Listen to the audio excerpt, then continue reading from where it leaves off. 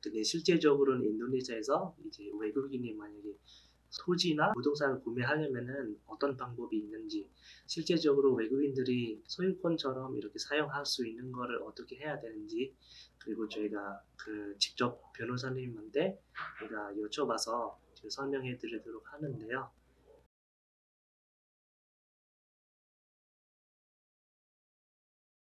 뭐라고 그래? 네, 안녕하세요. 여기 법무법인 금성 인도네시아 센터 랜디라고 합니다. 네, 지난 편에 이어서 이번에는 저희가 인도네시아 부동산 구매하는 거를 이제 저희 변호사님과 같이 이제 간략하게 설명을 해드리도록 하는데요.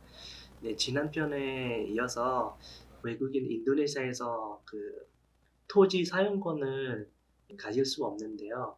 근데 실제적으로는 인도네시아에서 이제 외국인이 만약에 토지나 부동산을 구매하려면은 어떤 방법이 있는지, 실제적으로 외국인들이 소유권처럼 이렇게 사용할 수 있는 거를 어떻게 해야 되는지, 그리고 저희가 그 직접 변호사님한테 제가 여쭤봐서 설명해 드리도록 하는데요. 네, 변호사님 안녕하세요. 네, 안녕하세요. kami sudah jelaskan kepada pemirsa apa itu mengenai kurang lebih investasi di Indonesia, khususnya di bidang properti ya. properti dan beberapa hak-hak yang bisa dimiliki oleh warga negara Indonesia maupun warga negara asing, Betul. yaitu mungkin dari hak milik, ada hak pakai, hak sewa dan lain-lain.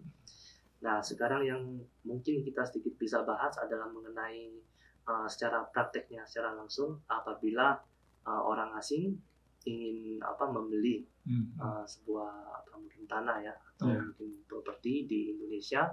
Yang saya dengar katanya kalau di Indonesia sendiri orang asing banyak bekerja sama dengan orang warga negara Indonesia untuk memiliki hak miliknya, mungkin bisa dikatakan prakteknya secara hak miliknya seperti itu.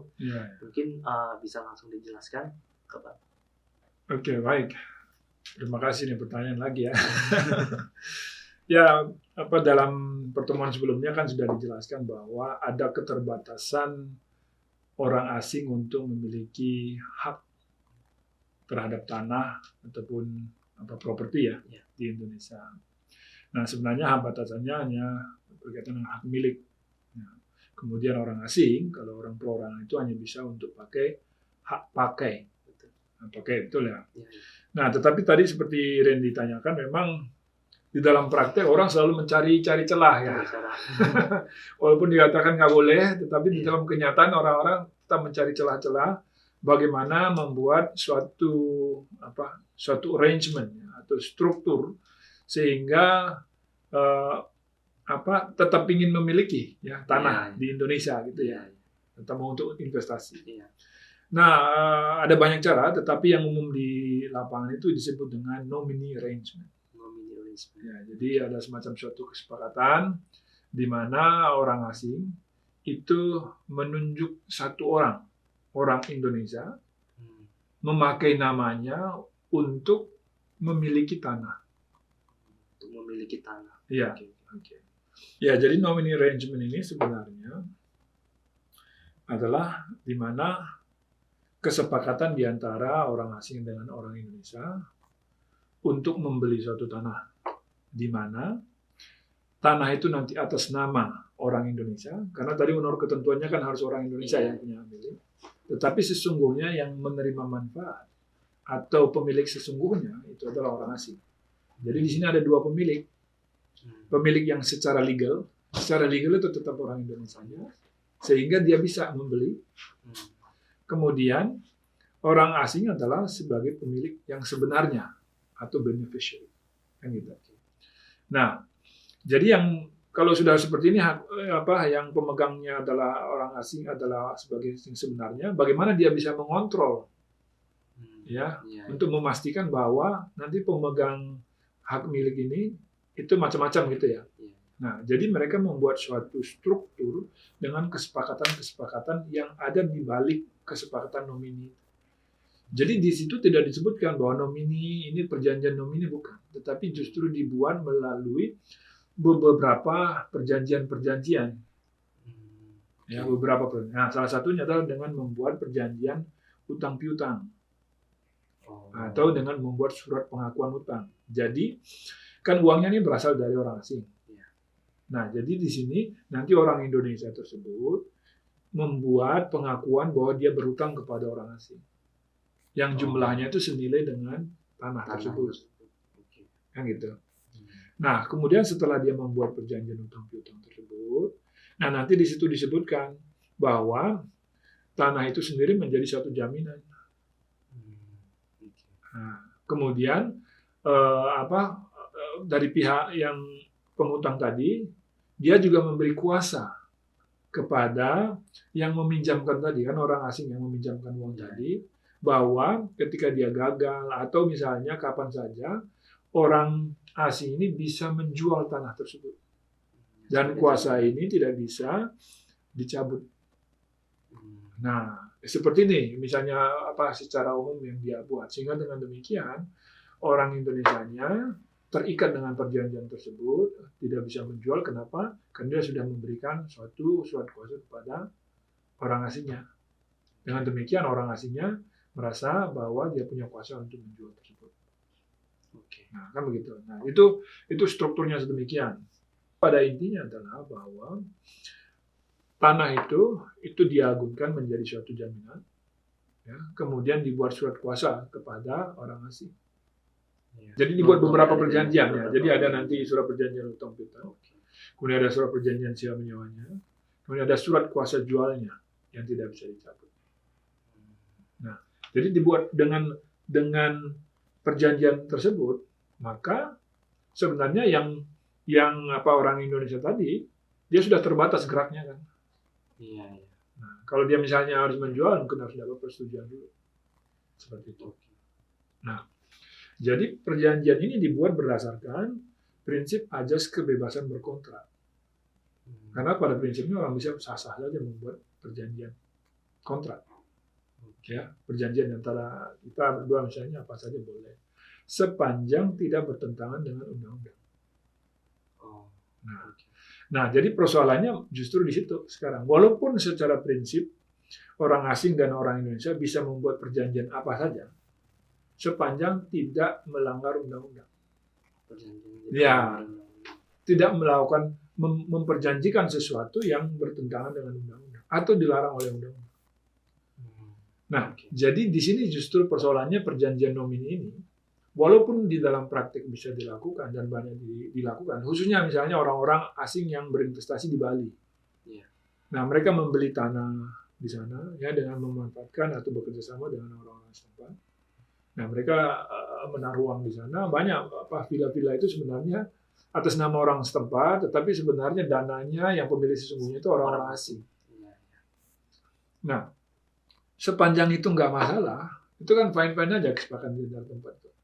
Tetapi begitu urusannya nanti ada sengketa, ya, yang misalnya orang Indonesianya ngeyel atau misalnya dia tiba-tiba mengakui bahwa ini milik saya, yang menang adalah orang maka Indonesia. harus berhubungannya ke pengadilan kan? Iya.